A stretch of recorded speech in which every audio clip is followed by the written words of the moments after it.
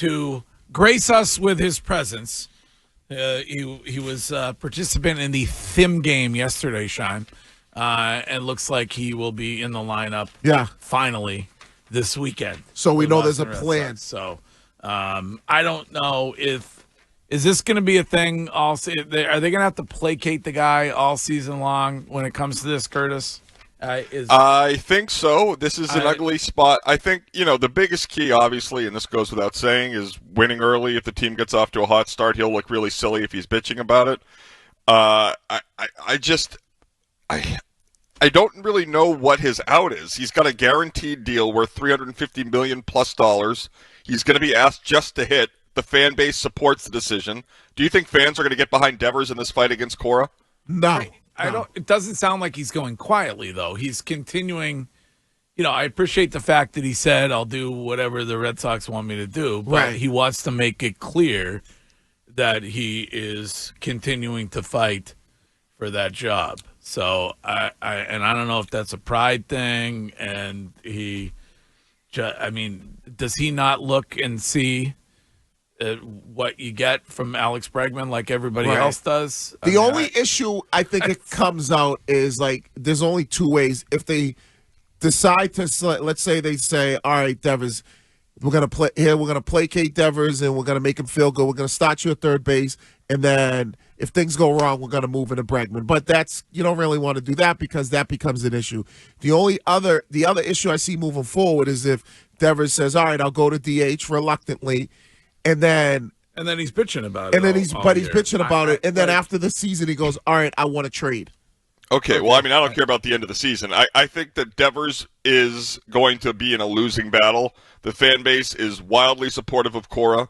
They're overwhelmingly appreciative of the Bregman acquisition, and they know that their best team is Bregman at third. So whatever Devers says will come across as really sour grapes. So I don't worry about it being an issue in terms of the clubhouse either, because Bregman has been so good at deflecting. He's like, Devers is a great player. I'm happy to be here. I think that there really isn't much. There's no leverage. The only leverage Devers has is to not show up. Which he'll show up, but you don't see this. But isn't that what he's been doing? He's physically there, but he hasn't played yet. And the leverage is that he could say, listen, I want to be traded. Right? So this could be an issue down the road because, remember, Bregman's only on a 3-year deal. So there's a chance that whether it's at the end of this year or next year. If he's being paid $30 million. Right, I get it. Do what they want you to do. It's not that difficult. Right. But they're not asking him to do two things. They're having to do half his job. It's you. But he wants for to the first more. time in a long time, you have a legitimate chance, especially when it comes to the Yankees and injuries, a legitimate chance to win the division. Right. And this guy, if he's going to be whining all season, is going to derail that. Well, I don't think he derails that because I think that, I think that he'll go up really, there. Really Iron Man today, Wiggs. Persevering. Yeah, Thank you appreciate for staying that. there. But he'll go Meanwhile, everybody else is mailing days in left and right. I'm being accused of being a soft manager. I'm trying to do my part. People, you got everybody riled up. Everybody's jumping on board with you this morning on the text line. I just call like I see Twitch, it, Greg. Saying, I don't run a tight ship over here. Yeah. I don't. I just call like I see it. We're obviously we're trying our best to create a great show here and be number one, and it's about having everybody here and not taking days off. But you know what? We're not like Belichick. The no days off. We go with the other model: take days off. Yeah. So Biggie's 9 days off. So So the way I would look at it like this: I don't think Devers allows it to bother him when he's at the plate, and I don't think it becomes an issue in the clubhouse. I think it becomes an issue down the road, whether it's next off season, where he might say, I want to trade. Okay, but nobody is going to trade for him to play third base. Some teams would play. No, they would not. He'd say, hey, we could get his type of bat. He's led the league in errors the last 3-4 years.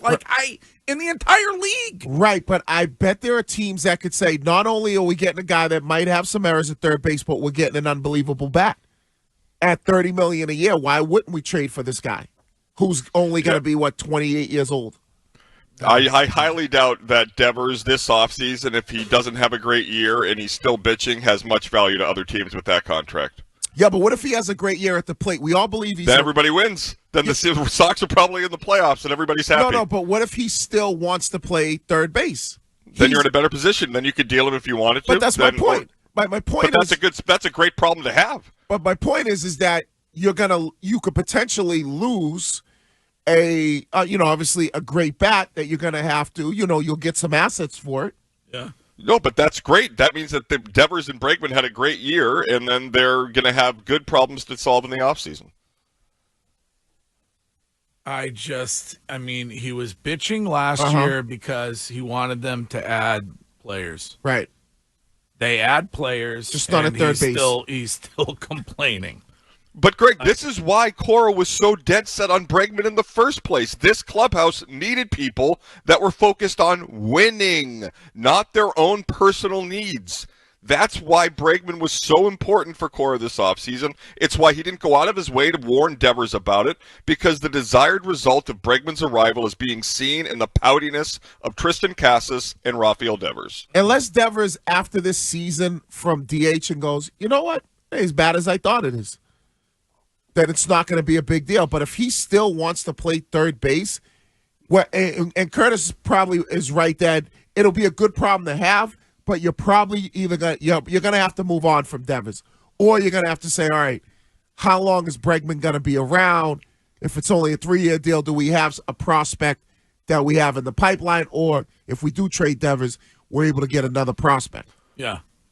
And I would also say there's never been a DH alone in Boston that's ever had a lot of notoriety or landed in the Hall of Fame. So it's a position that's really hard to succeed at. Oh, wait a minute. I think there's been somebody here that has a bridge named after him. Right. I think he can make a pretty good living. You would think that would be the case, but clearly for whatever funky reason, Devers in his mind feels like if you put me to DH, I'm not as part of the team as I'd like to be. I want to be a third baseman.